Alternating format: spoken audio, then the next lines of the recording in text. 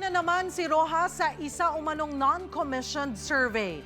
Nakakuha siya ng 27.8% sa survey ng The Stratford Research and Strategies. Pumangalawa si Mayor Rodrigo Duterte na sinundan ni Senadora Grace Poe at Vice President Jejomar Binay. Mas marami naman ang undecided kaysa sa mga pumili kay Senadora Miriam Santiago. Ginawa raw ito mula April 25 hanggang 29 o pagkatapos ng huling presidential debate sa Pangasinan. Pero marami ang nagdududa rito, lalo't malayo ang mga resulta nito sa ibang mas kilalang survey. Si Rojas din ang nanguna sa isa nitong survey noong 20 ng Abril.